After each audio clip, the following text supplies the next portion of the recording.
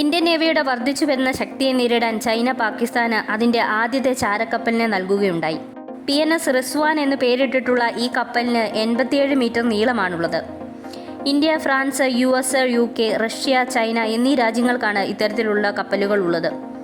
ആ പട്ടികയിലേക്ക് പാകിസ്ഥാനും എത്തിയിരിക്കുകയാണ്. ബാലിസ്റ്റിക് മിസൈലുകളുടെ വിക്ഷേപണം ട്രാക്കു ചെയ്യാനും രഹസ്യ അന്വേഷണ ദൗത്യങ്ങൾക്കും PNS റിസ്വാനെ ഉപയോഗിക്കാൻ കഴിയും. ഇന്ത്യയുടെ മിസൈൽ പരീക്ഷണങ്ങളെ നിരീക്ഷിക്കുന്നതിനു വേണ്ടി ചൈന ഇന്ത്യൻ ഓഷൻ റീജിയനിൽ പതിവായി റിസർച്ച് ആൻഡ് സർവേ വെസലുകൾ അയക്കാറുണ്ട്. അതുകൂടാതെ അന്തർവാഹിനികളുടെ പ്രവർത്തനങ്ങൾക്ക് വേണ്ടിയുള്ള ഡേറ്റകൾ ശേഖരിക്കുന്നതിനായും സമുദ്ര പഠനത്തിനായും ഇത്തരത്തിലുള്ള കപ്പലുകളെ ഇന്ത്യൻ ഓഷൻ റീജിയനിലേക്ക് ചൈന വിന്യസിക്കാറുണ്ട്. എക്സ്പേർട്ടുകളുടെ ഒപ്പീനിയൻ പ്രകാരം പാകിസ്ഥാൻ പോലൊരു നിർണായക സഖ്യകക്ഷിയെ ശക്തിപ്പെടുത്തിക്കൊണ്ട് ഇന്ത്യൻ മഹാസമുദ്ര മേഖലയിൽ തങ്ങളുടെ താൽപ്പര്യങ്ങൾ നേടിയെടുക്കാനാണ് ചൈന ശ്രമിക്കുന്നത്.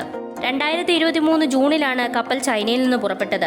ആ സമയത്ത് PNS റിസ്വാനെ പറ്റി യാതൊരു വിവരവും തന്നെ പുറത്തു വന്നിരുന്നില്ല. PNS റിസ്വാന്റെ വരവ് ഇന്ത്യക്ക് സുരക്ഷാ വെല്ലുവിളികൾ സൃഷ്ടിക്കും. ഇന്ത്യയുടെ മിസൈൽ പരീക്ഷണ വിവരങ്ങളും ഓഷ്യാനോഗ്രാഫിക് ഡേറ്റയും ചോർത്താൻ ഇന്ത്യൻ തീരത്ത് ഈ ഷിപ്പിനെ വിന്യസിക്കാൻ സാധ്യതയേറെയാണ്. ഇന്ത്യൻ മഹാസമുദ്ര മേഖലയിൽ ചൈന നടത്തുന്ന ആധിപത്യം വർദ്ധിപ്പിക്കാൻ ഇത് സഹായകരമാകും.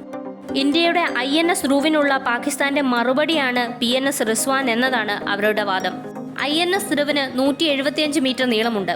Hindustan shipyard limited, DRDO, national technical research organisation എന്നിവ സഹകരിച്ച് നിർമ്മിച്ചതാണ് സാറ്റലൈൽ ബാലിസ്റ്റിക് മിസൈൽ ട്രാക്കിംഗ് കപ്പലായ INS ധ്രുവ്. INS ധ്രുവ് ആണവ മിസൈലുകളെ ദീർഘദൂരത്തിൽ ട്രാക്ക് ചെയ്യാൻ പ്രാപ്തമാണ്. പാകിസ്ഥാനിൽ നിന്നും ചൈനയിൽ നിന്നും വിക്ഷേപിച്ച ബാലിസ്റ്റിക് മിസൈലുകളുടെ ആക്രമണങ്ങളെക്കുറിച്ച് മുൻകൂട്ടി മുന്നറിയിപ്പ് നൽകാൻ INS ധ്രുവിനെ ഉപയോഗിക്കാം. ദീർഘദൂര റഡാറുകളും ട്രാക്കിംഗ് ആന്റിനകളും നൂതന ഇലക്ട്രോണിക് സാങ്കേതിക വിദ്യയുമുള്ള INS ധ്രുവ് ഒരു മറൈൻ ബീസ്റ്റ് ആണ്.